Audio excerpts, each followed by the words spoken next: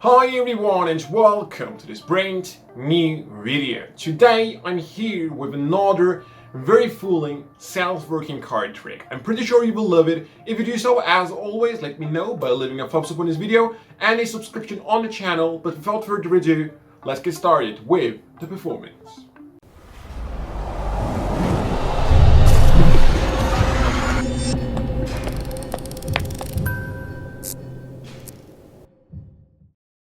So guys, for this effect, I'll need a shuffle pack of playing cards, okay? And these cards can of course be shuffled by one of the spectators, right? Once they're satisfied, we will try something completely different today actually. Now usually when I do tricks, I not only have the spectator select the card, I have sometimes spectators to pick multiple cards. Today we will try something very similar. But instead of having only the spectator pick a card, I will do the same thing, okay? Along with the spectator, we are both going to select a few cards from the pack of playing cards. Let's make it a maximum of 4 cards. I believe 4 cards will do the job, right? So it's going to be pretty simple. We are going to collect all the cards on top of one pile. So I'm going to go with this card. You go with this one. I go with that one. You go with this one. I continue with the topmost card. You say you want this one. I go with that one, and you go with that one. So we have a total of 1, 2, 3, 4, 5, 6, 7, 8 cards, right? Great. Now imagine this. These cards were shuffled, but these 8 cards are even more shuffled as they come from different parts of this shuffled pack of cards. Now, we will have a card selected from this pile. However, as it is pretty small, we will do a pretty random procedure with this. Take the topmost card, put it facing up on the table. The next card goes to the bottom. Continue on table to the bottom. Table, bottom. Table, bottom. Table, bottom. Table, bottom, and table. So we are now left with 1 card. Again, a shuffled pack of cards. You shuffle the cards. We both picked random cards from the shuffled deck. And from that shuffled pile, we ended up with 1 random card, which is, in this case, a 10 of hearts. And here's a trick. The 10 of hearts is my favorite card in the deck. Congratulations. You don't seem to be impressed at all.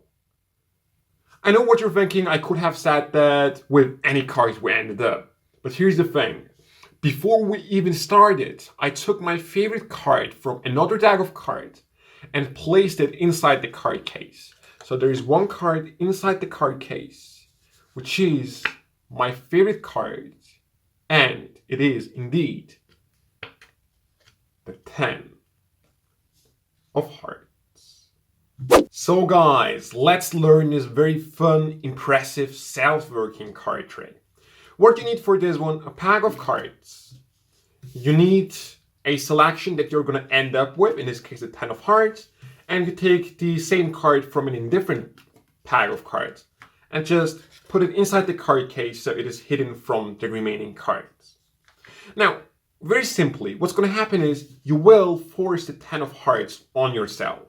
Now, of course, you could just force it really like doing the riffle force and pick it.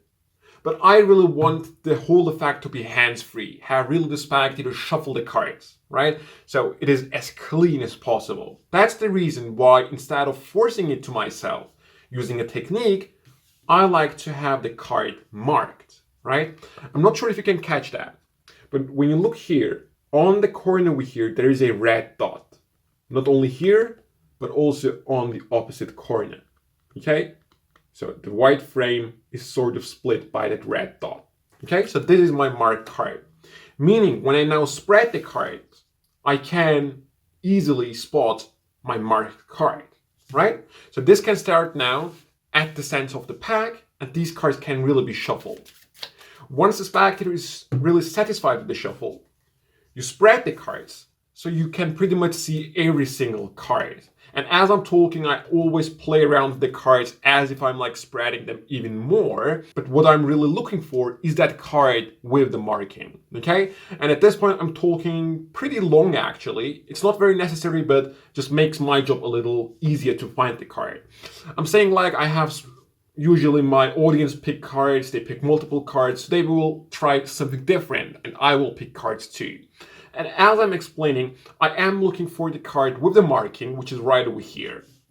So I'm saying, you know what, let's pick 4 cards each. Okay, and that's really necessary. You need 8 cards to end up with. And I start with the marked card first. Then they continue. And after I have my card here, the 10 of hearts, the cards on top are really not important.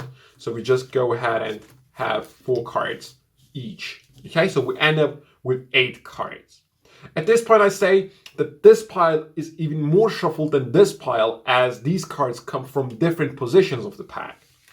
I square these up and I say, you know what, let's have a card selected.